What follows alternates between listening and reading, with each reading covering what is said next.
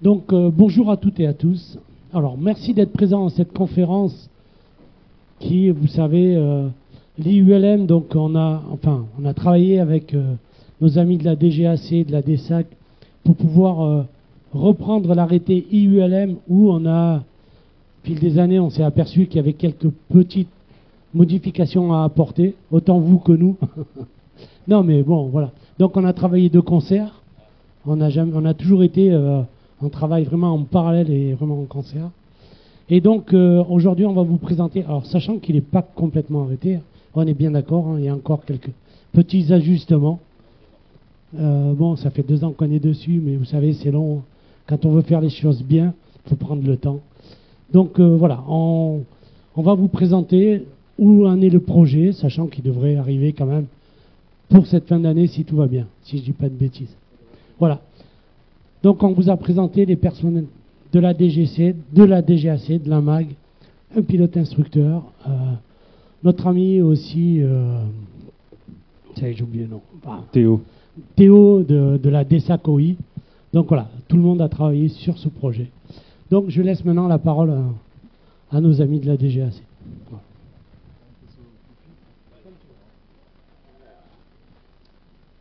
Alors pendant l'interlude, on va essayer de remonter un peu le fil de pourquoi il y a eu des changements dans la réglementation IULM. Il faut remonter à 2015, une forte accidentologie, une nécessité de recadrer, hein, Didier, je parle sous ton couvert, une nécessité de réglementer, non pas de réglementer, mais de cadrer un petit peu plus cette formation des instructeurs. Un arrêté qui est sorti en 2017 avec des attendus. Il est sorti rapidement. Et au fil du temps, de l'expérimentation qu'on a fait sur le terrain et des retours des centres écoles, on a eu beaucoup de retours sur les problèmes de mise en application qu'il y avait, notamment sur cette phase d'instructeur stagiaire. Donc en 2023, fort de ça, fort des retours que nous avaient fait les centres écoles, et en collaboration avec la DGAC, on s'est réunis et on a exposé chacun nos problèmes et notre vision des solutions qu'on pouvait apporter. Et c'est à partir de là qu'est né le groupe de travail sous l'égide de la DGAC pour mener à bien un travail de fond sur la problématique de la formation des instructeurs et sur ces écueils qui faisaient que les centres écoles avaient ou voyaient venir des problèmes dans la formation des instructeurs. Oui, très bien. Merci beaucoup pour cette introduction qui repose bien les éléments de contexte. Donc Franz Schutt, DGAC, donc en charge de la réglementation. Donc une fois que le groupe de travail, pardon, je pense que c'est mieux. Une fois que le groupe de travail a eu fini ses travaux précisément et a rendu un certain nombre de recommandations sur la base d'un rapport très précis, très détaillé, donc en prenant bien en compte les attentes, l'expression des préoccupations, l'identification des problématiques, etc.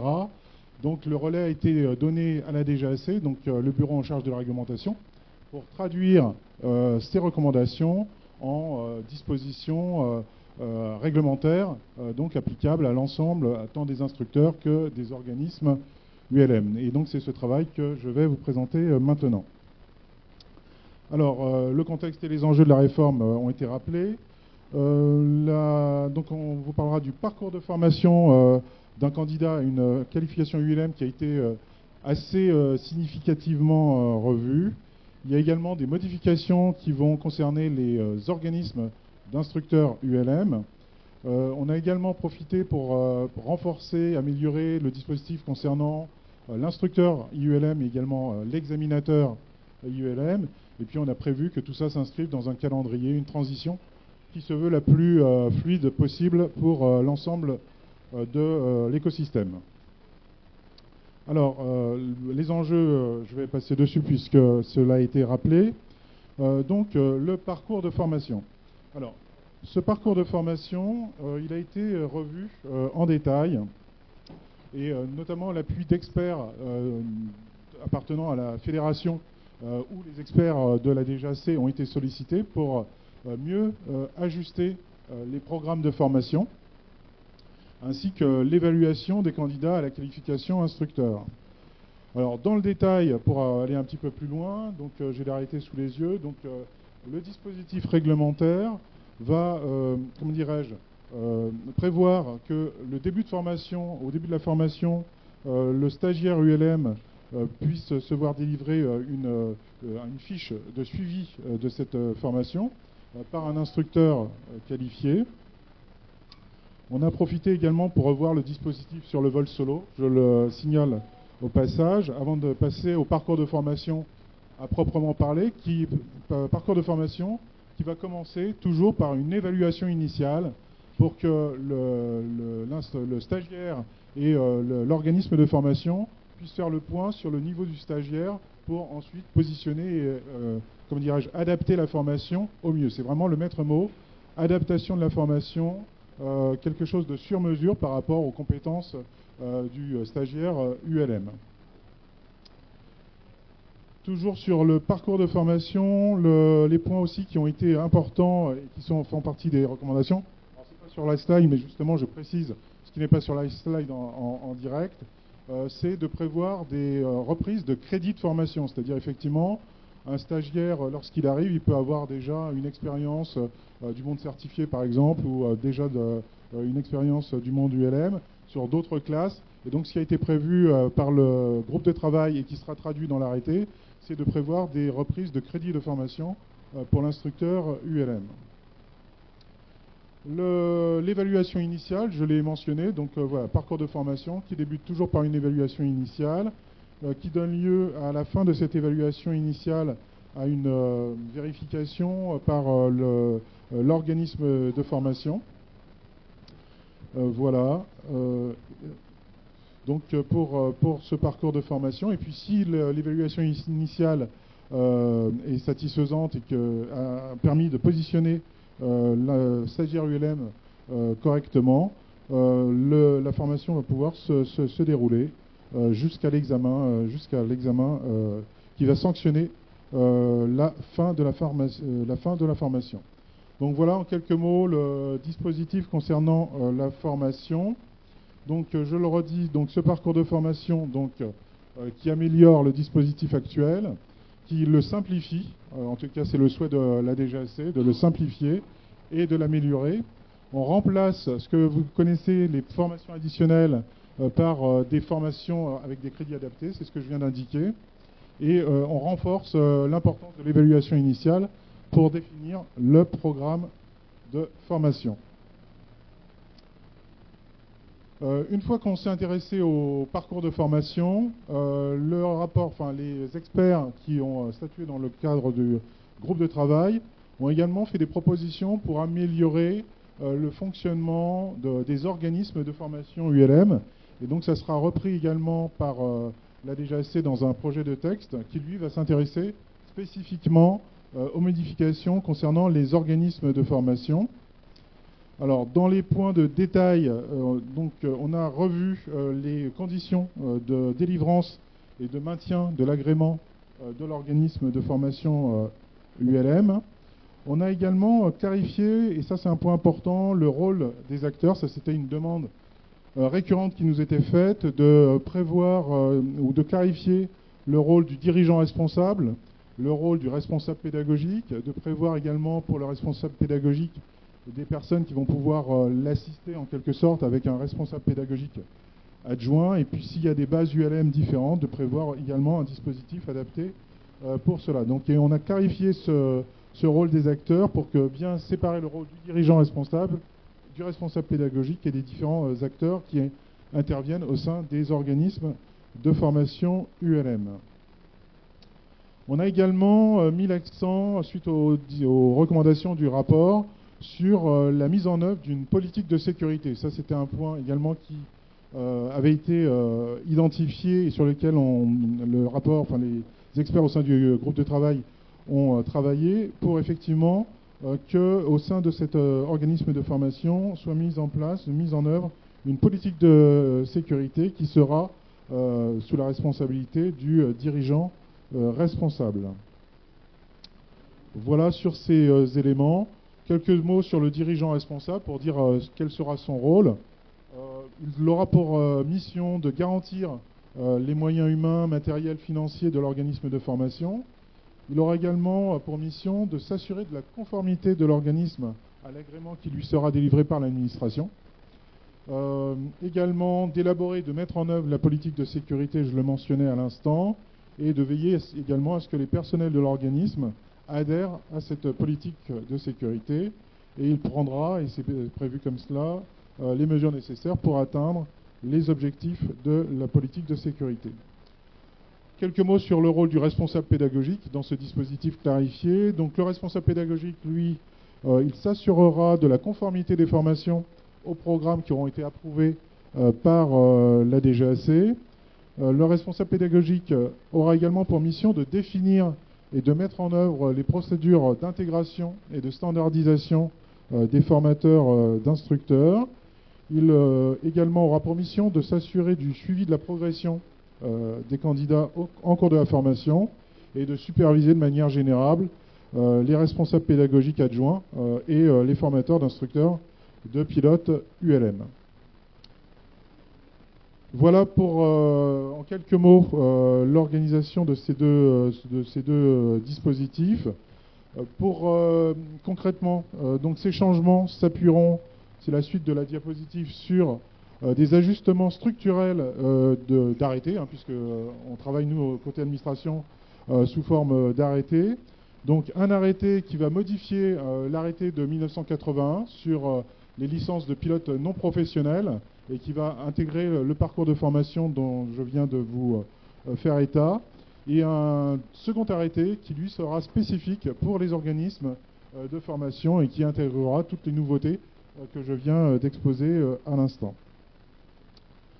On peut passer maintenant aux modalités de la transition pour assurer une mise en œuvre la plus fluide possible et la continuité des activités, puisque c'est quand même le souhait toujours. Le but, c'est d'améliorer les dispositifs réglementaires, mais de permettre à toutes les personnes engagées dans les activités de pouvoir les poursuivre. Donc, mais avant de cela, je voudrais dire quelques mots du statut de l'instructeur et de l'examinateur de pilote du LM. Alors, un point important, et c'est une nouveauté dans le dispositif, le statut de l'instructeur stagiaire, et ça c'était quelque chose qui a fait l'objet de nombreuses remontées, à la fois du terrain, de tous les instructeurs, de l'administration, de la FF Plume, c'est de modifier ce statut de l'instructeur stagiaire qui va être supprimé. Donc voilà, donc là il n'y aura plus d'instructeur stagiaire. Et à l'avenir, et c'est le but de la modification et de l'amélioration, c'est que l'instructeur, une fois qu'il aura suivi son parcours de formation, soit instructeur, mais il n'aura pas l'ensemble des privilèges d'instructeur, donc ça va se faire de manière progressive, et on va l'appeler instructeur pour cela restreint. La restriction va porter sur... donc il pourra faire des formations, délivrer des formations auprès des pilotes des pilotes du LM, et il pourra demander, après un certain temps, et avoir acquis un petit peu d'expérience, d'épaisseur dans sa pratique, il pourra demander la levée de cette restriction au bout d'un an pour exercer les contrôles des pilotes, donc les examens, et dispenser les formations d'instructeurs. Vous voyez, quelque chose qui est gradué, mais le statut d'instructeur stagiaire, lui, ne survivra pas aux travaux qui ont été menés ces derniers mois. Alors l'autorisation d'examinateur, quelques mots sur cette autorisation.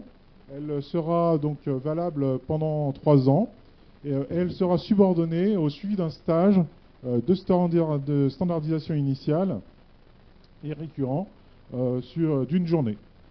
Donc voilà pour ces deux acteurs importants du monde de l'instruction, les instructeurs et les examinateurs, les principales nouveautés. Franz, si tu permets, 2 mots pour compléter tes propos, avec l'appui de Didier évidemment et de Christian. Concernant la restriction de l'instructeur, pas d'inquiétude, il ne faut pas lire restriction au sens de l'aviation certifiée avec une certaine lourdeur que certains connaissent, d'accord. Il faut la voir sous le spectre, comme tu l'as clairement dit, sous le spectre de la formation continue qui va amener à avoir une instruction de qualité à la fin. Ça veut dire quoi? Ça veut dire que quand vous allez envoyer un pilote avec ses prérequis, être formé dans son centre école. Quand il va sortir du centre école, il sera employable tout de suite dans votre club. Et ça c'est une vraie nouveauté. Avant, il y avait cette phase instructeur stagiaire qui était un peu boiteuse, mais qui était nécessaire pour qu'on puisse grandir, mûrir. Et puis maintenant, avec le temps de la réflexion, on a mis ça en place, l'instructeur restreint, et ça va permettre d'avoir une petite formation continue. C'est pas très contraint, c'est 1 an, avec des attendus d'une seule formation d'un pilote en entier, d'accord ? On n'a pas un nombre d'atterrissages, on n'a pas un nombre de formations, on n'a pas. Il y a moins de contraintes que ce qui est fait actuellement dans l'aviation certifiée. Mais c'est surtout l'accompagnement qui est important.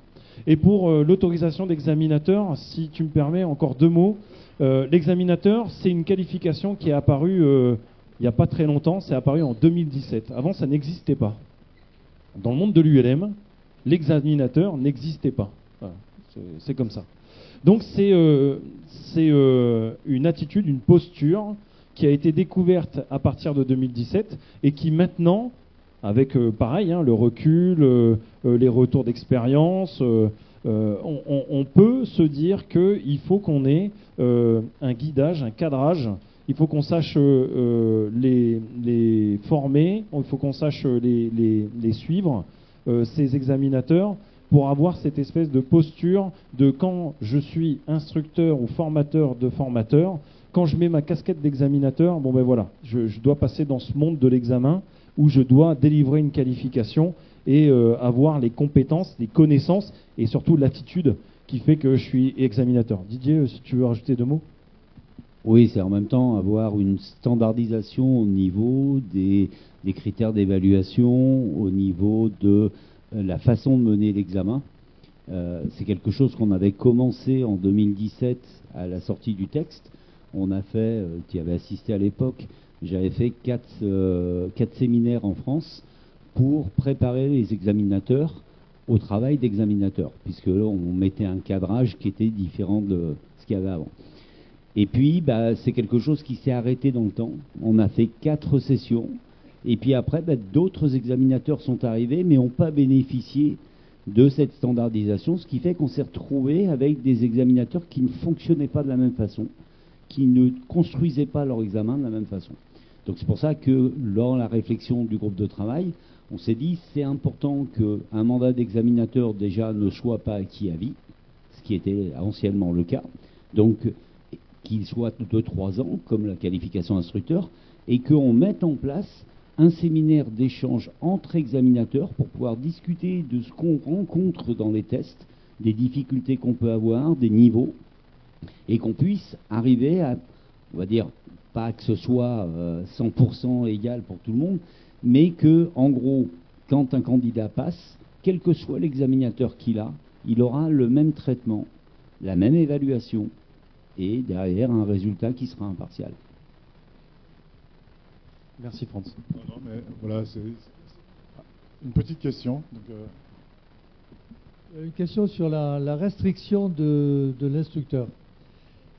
Un jeune instructeur arrive, une personne arrive, un instructeur, un nouvel instructeur, il est restreint.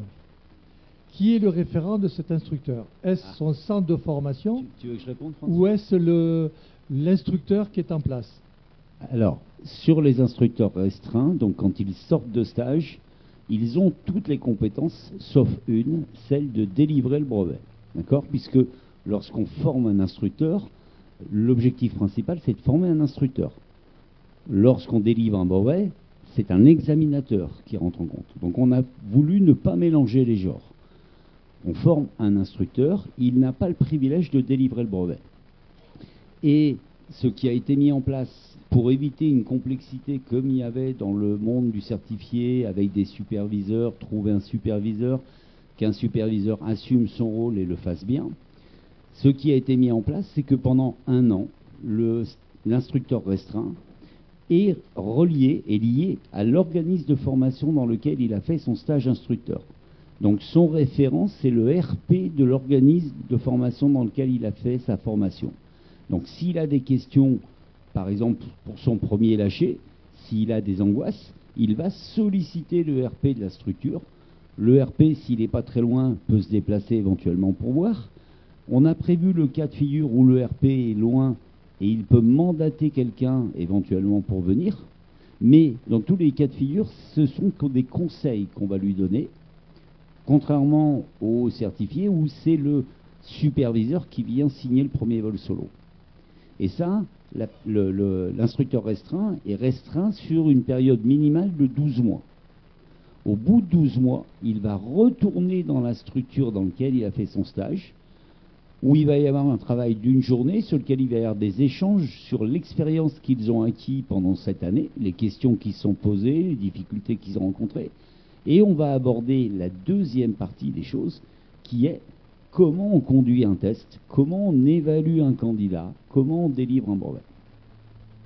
Et sur la question de la restriction, pour compléter les propos de Didier, la restriction, elle peut être levée au bout d'un an, mais elle peut être gardée à vie.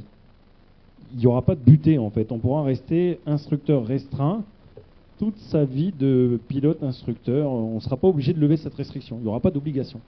Donc voilà. Alors, cette restriction, elle va porter, comme l'a dit Didier, sur la délivrance de l'examen, mais l'important, c'est que l'instructeur restreint, il fait ses lâchers solo, d'accord ? Il n'est pas contraint là-dedans. On a gardé cette culture, cette nature de la responsabilité où il peut, en étant accompagné, faire son premier lâcher, puis après, il peut en faire d'autres s'il a d'autres élèves pour faire les lâchers suivants. Voilà, sachant qu'il va y avoir une petite modification, je ne sais plus si tu en as parlé, Franz, qui est que le vol solo dans une formation de pilote ULM va devenir obligatoire. Donc il sera de toute façon confronté à un moment donné dans ces 12 mois au besoin de lâcher. Il a un support avec l'organisme de formation, donc il peut aller chercher des informations, des conseils pour pouvoir faire ses premiers solos. Mais donc c'est quelque chose qui va rentrer dans la normalité, le solo. C'est pour ça qu'il fallait surtout pas le restreindre sur la partie FI restreint. Je comprends le principe, mais là on est tous dans la vraie vie, ça sera difficile. Donc je veux quand même expliquer, dans la vraie vie, t'as un gars qui arrive, il est formé, tout ce que tu veux, le problème humain, il se retrouve dans une structure avec un responsable pilote ULM ou chef pilote ULM, et ce gars-là, il faut qu'il respecte le règlement club, le règlement local. Et il va chercher l'arbitrage ailleurs. Dans la vraie vie, ça ne va pas marcher. Ou alors, il faut l'expliquer. Ah non, mais ça sera quelque chose qu'on mettra, il y aura de la communication avec les structures. Si dans la structure, il y a un instructeur déjà complet qui peut assurer l'encadrement du FI restreint, il va travailler de commun accord avec le responsable pédagogique de l'organisme de formation. D'accord, il faut l'écrire, il faut le dire. Voilà. Oui, c'est comme disait Mathieu, c'est la deuxième partie, c'est l'effet qui se coule. Il a fait son stage d'instructeur et il y a une partie sur le terrain où on va essayer de faire un encadrement de proximité performant. Je suis d'accord. À ce moment-là, le responsable pédagogique du centre d'où il vient fait une délégation pour le référent local. Mais ça veut dire, voilà, ça veut dire aussi qu'il faudra qu'il y ait un échange entre le RP et le référent de la structure pour définir, en gros, qu'est-ce qu'on attend de son travail. Dans notre richesse de l'ULM, le propos que tu tiens, Pierre, est pertinent. Hein, quand on est dans un club structuré et tout va bien, quand on n'a pas de club structuré et que je suis tout seul, je me réfère à qui ? J'ai pas de chef pilote, j'ai pas de responsable pédagogique. C'est ça la vérité de l'ULM. C'est pas une structure DTO partout, etc.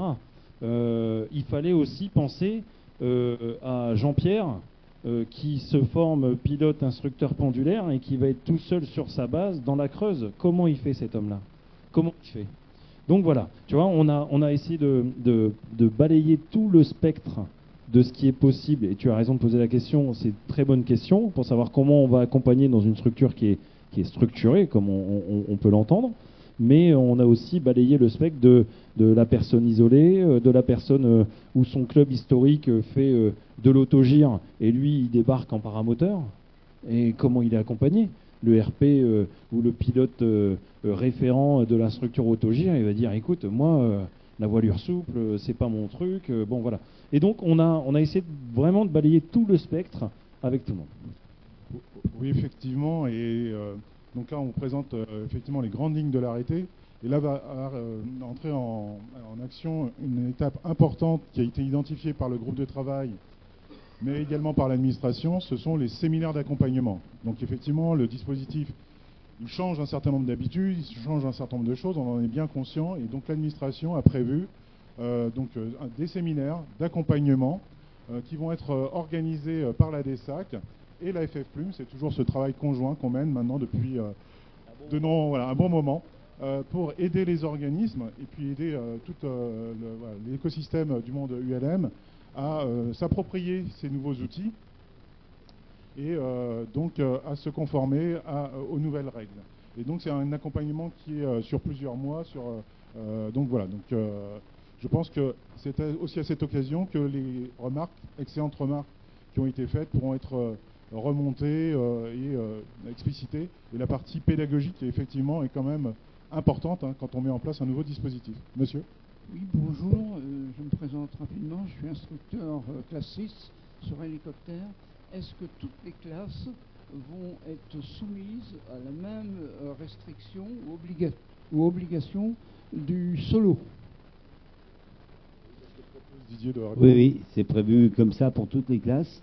Et il y a un gros travail actuellement avec les assureurs, justement sur la problématique de la classe 6, où les assureurs ne jouent pas le jeu pour l'instant. Mais il y a un travail de rapprochement de la Fédé avec les assureurs. Si je peux me permettre, justement sur ce cas-là, j'étais hier avec AXA, notre assureur d'air courtage, et où justement on a exposé le problème en lui exposant le nouvel arrêté.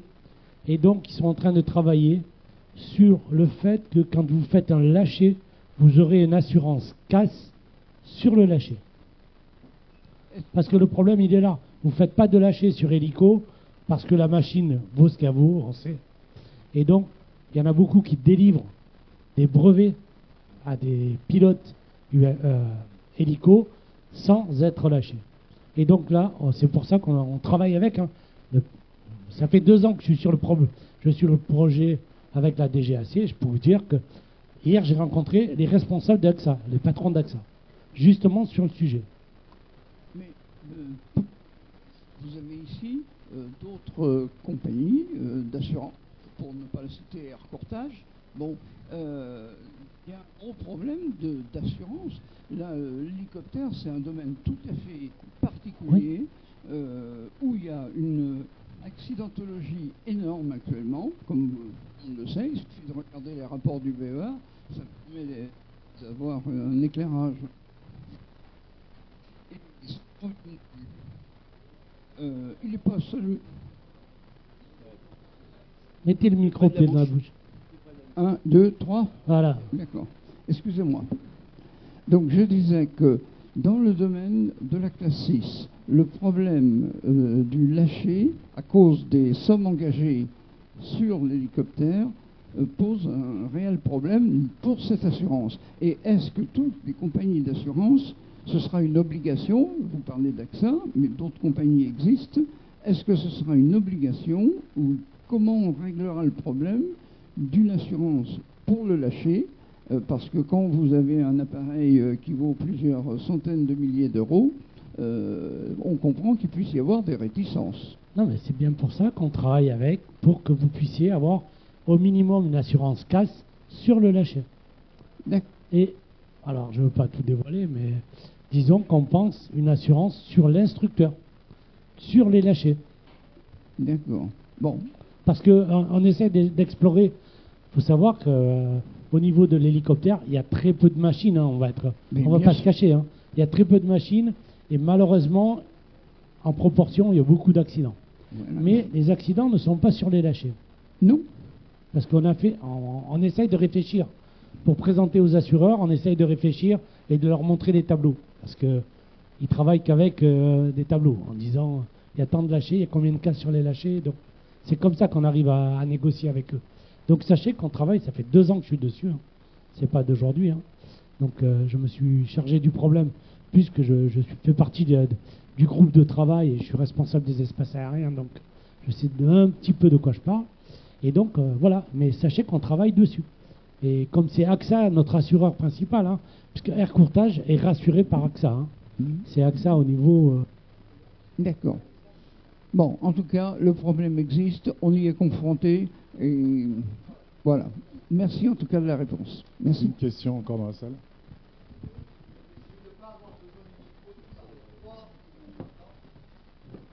Je voulais vous donner une autre piste. Pourquoi ne pas prendre en compte les lâchers sur d'autres classes ou d'autres types d'appareils?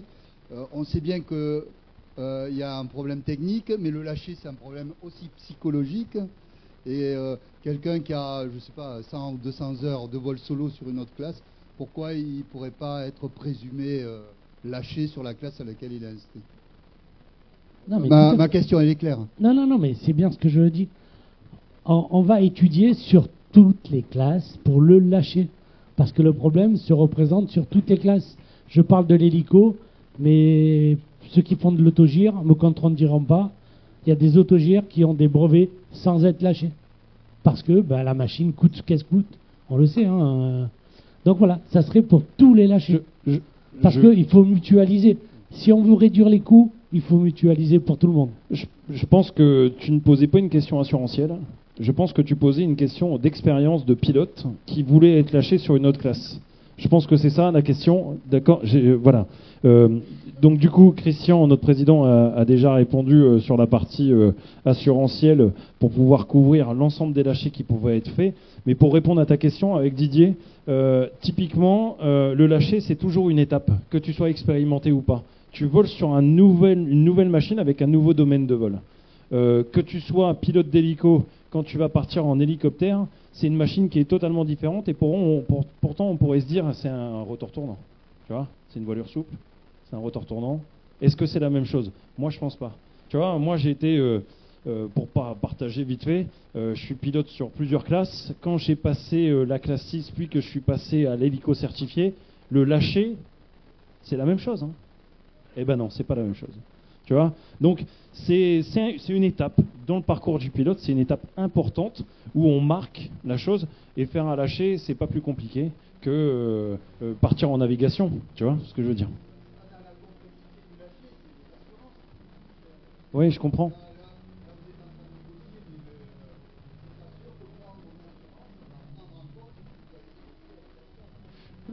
Oui, en fait, la piste... Oui.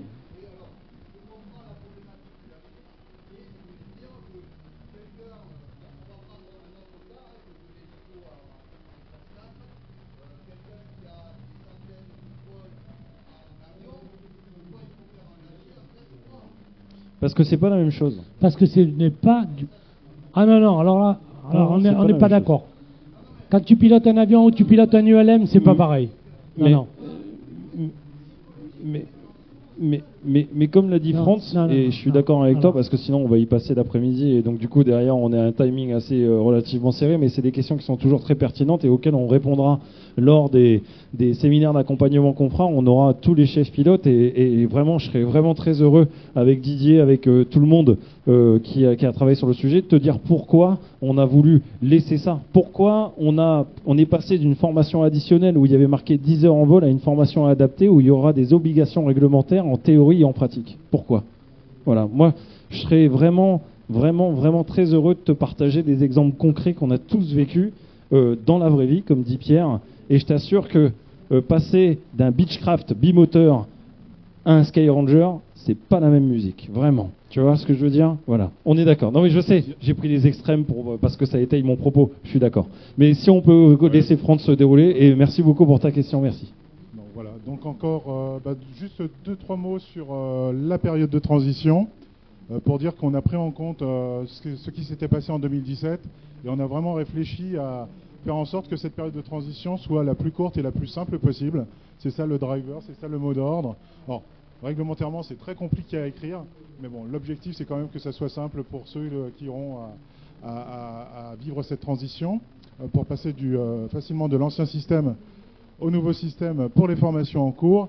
Et puis juste quelques mots sur l'entrée en vigueur. Donc on vous l'a dit en introduction, les réflexions sont encore en cours, tout n'est pas encore figé, mais l'objectif que se fixe et la FFPLU, mais surtout la DGAC, c'est de faire entrer en vigueur ces nouveaux arrêtés au premier semestre 2026. Merci pour votre attention Oui, si je peux rajouter un petit truc, parce que je pense qu'il y a, on n'est pas entré, sans rentrer trop dans le détail, mais en plus des organismes de formation et du cursus de formation, ça va impacter tous les instructeurs actifs actuellement, puisqu'il va y avoir une modification majeure qui est la durée de validité du séminaire de recyclage instructeur. Jusqu'à maintenant, quelqu'un qui est instructeur, qui veut proroger sa qualification d'instructeur, doit répondre à 2 exigences.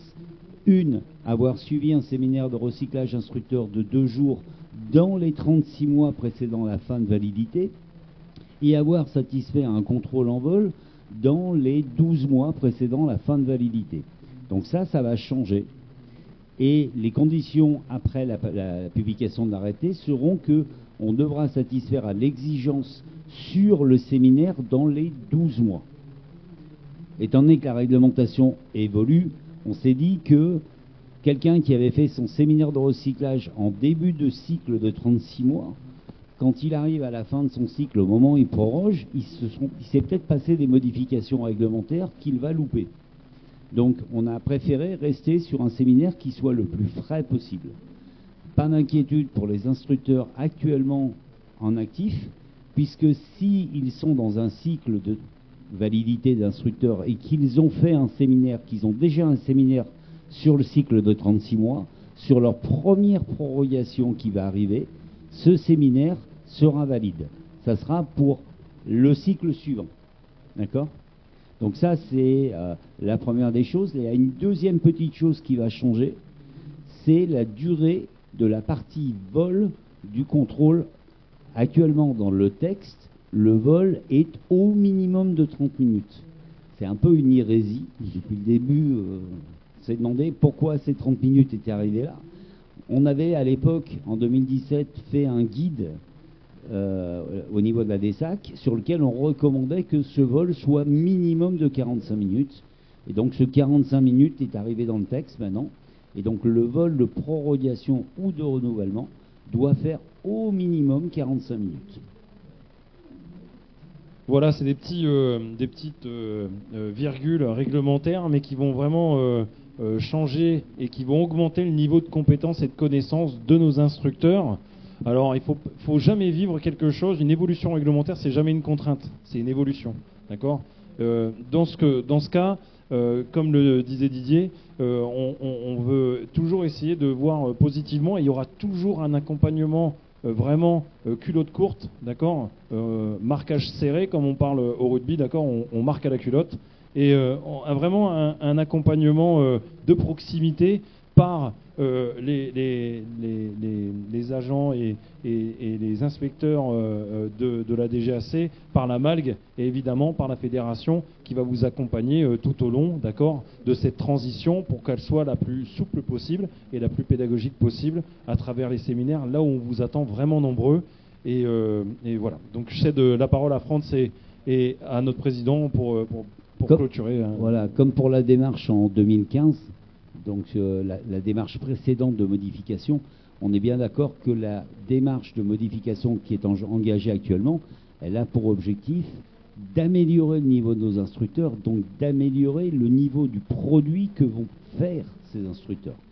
Hein, la base, c'est l'amélioration de la sécurité à tous les niveaux.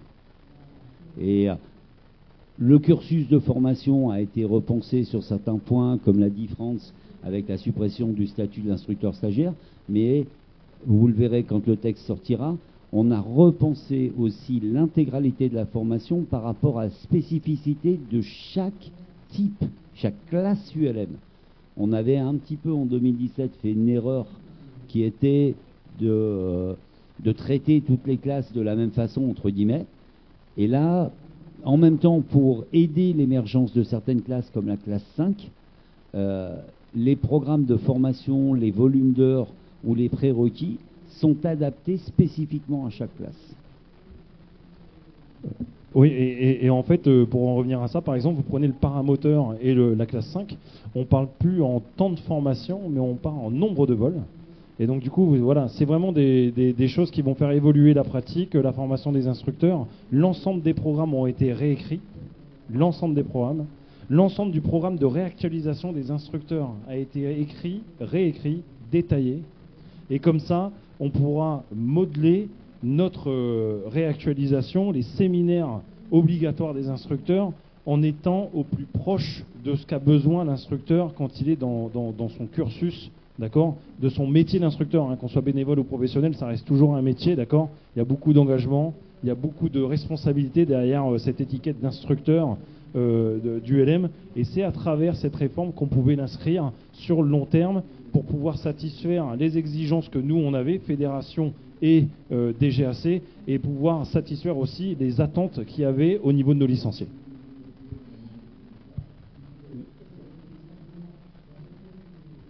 J'ai une petite remarque au niveau du crédit.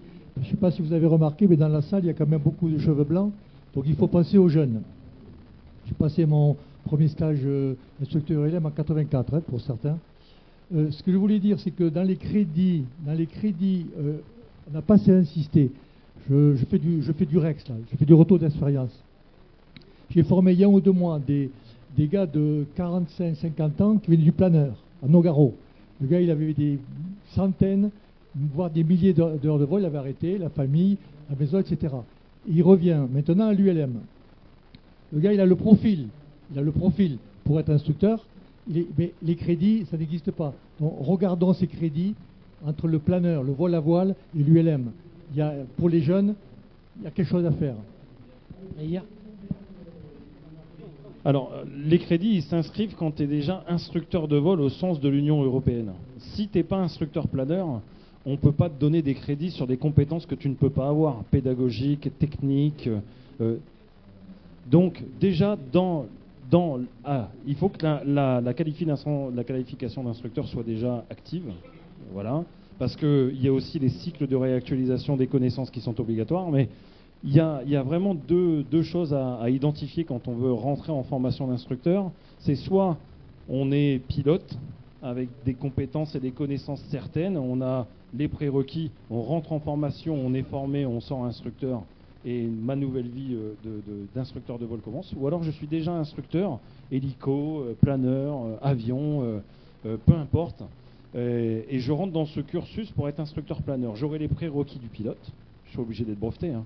Non mais rigolez pas, ça arrive. Donc il faut être breveté dans la classe dans laquelle on veut être instructeur de vol.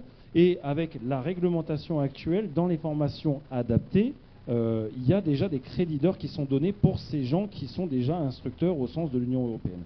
Dans la nouvelle formation, si tu es instructeur planeur et que tu veux être instructeur classe 6, tu pourras, sauf que ton créditeur qui sera donné ne sera pas le même que si tu voulais faire instructeur classe 3 ou instructeur paramoteur ou instructeur classe 4. Voilà. Alors, ou même ballon. Voilà. On a fait mon collègue de Bordeaux qui a fait un gros travail là-dessus pour essayer de prendre pour chaque spécificité les proximités techniques ou les proximités d'enseignement de façon à définir un volume de crédit qui soit en adéquation avec la qualification détenue et la qualification envisagée.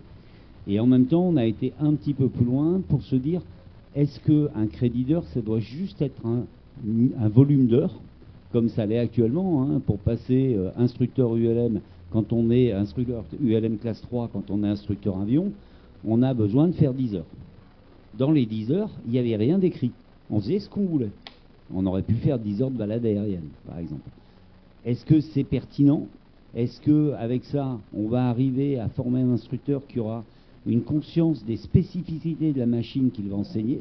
Donc c'est pour ça qu'on a réfléchi plutôt sur une base d'un volume d'heures, mais de séances d'enseignement obligatoires qui sont liées à la spécificité de la machine que je vais utiliser.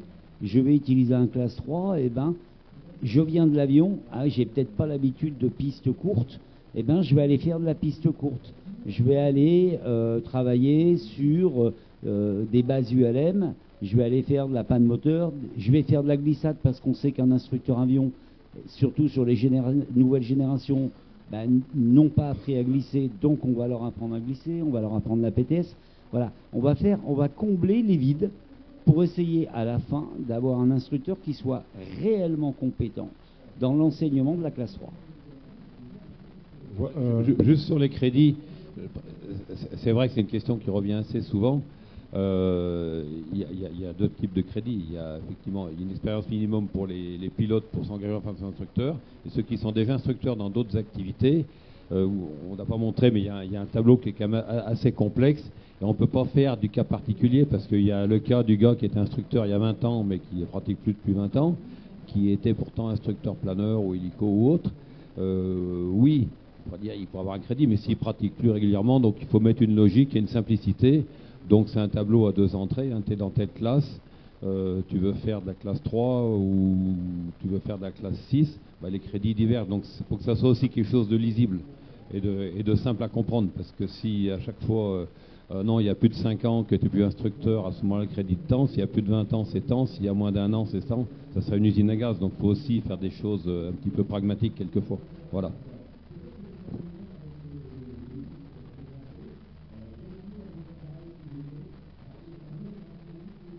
Le micro.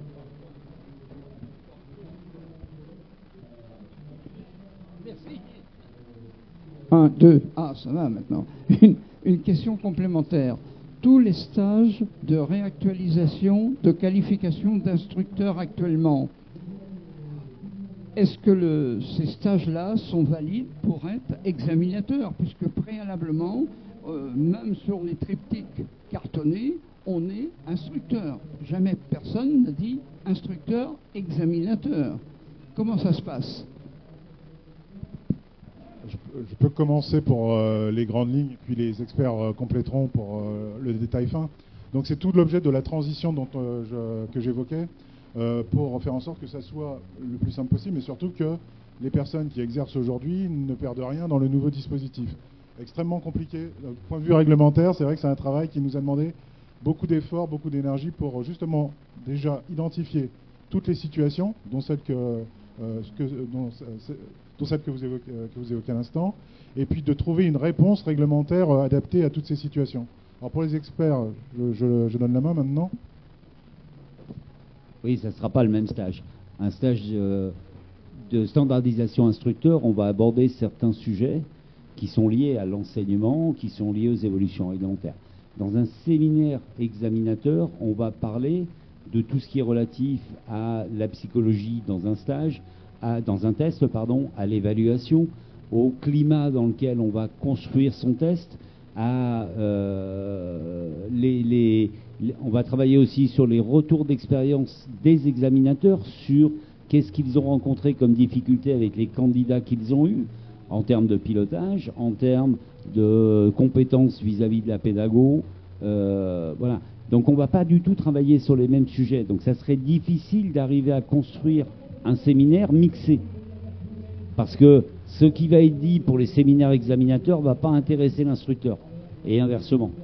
Donc ça sera 2 séminaires différents. Il y en a un qui fera 2 jours et l'autre ne sera que d'une journée.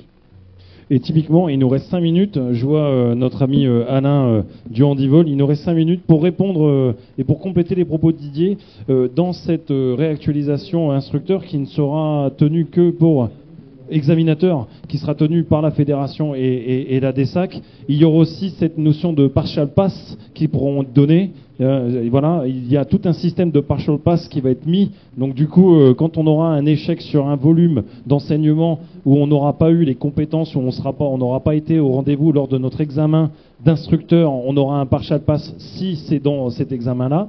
Il y aura des examens, il y aura des unités d'enseignement qui seront incompressibles, ou s'il y a échec sur l'ensemble de l'examen. Mais il y aura aussi certains volumes où il y aura des partial pass. Ça, c'est la première chose. Et Louis me soufflait dans l'oreillette, c'est qu'on aura aussi beaucoup de retours d'expérience. Ce qui fait que nous, on va continuer à grandir et qu'on va continuer à augmenter notre niveau de conscience et de compétence. Ça va être l'ensemble des échanges qu'on va pouvoir faire entre examinateurs, parce que si on fait, admettons, 3 séminaires examinateurs dans la France, eh ben, l'examinateur qui est en Normandie, peut-être qu'il va aller discuter avec l'examinateur qui est en Pays de la Loire, alors que dans la vie de tous les jours, ils ne sauraient pas parler de la même façon. Et il y en a un qui va avoir une contrainte de brume de mer et d'entrée maritime, et l'autre, il va lui dire, non mais attends, au bord de la Loire, nous c'est à peu près la même chose, ça s'appelle pas pareil, et voilà, tu vois, on fait, voilà. D'échange, l'humain, vraiment basé au milieu de tout ça, pour pouvoir parler de tous ces petits principes, et c'est surtout la notion de partial pass qu'on n'a pas évoqué, on ira plus dans le détail plus tard, mais voilà. C'était juste pour vous dire qu'on a essayé de penser à tout, avec les experts qu'on cite, Benoît Joanneau, pilote de la DESAC, toutes les équipes de la MALG et de la DGAC, mais aussi Michel Marty, Pierre Couder, Airflash avec Mandrin Lefebvre. Tous ces gens, ils sont venus nous aider pour nous amener leurs compétences. On s'est appuyé sur des gens qui sont sur le terrain, qui connaissent le sujet, qui ont de la notoriété dans le métier, d'accord ?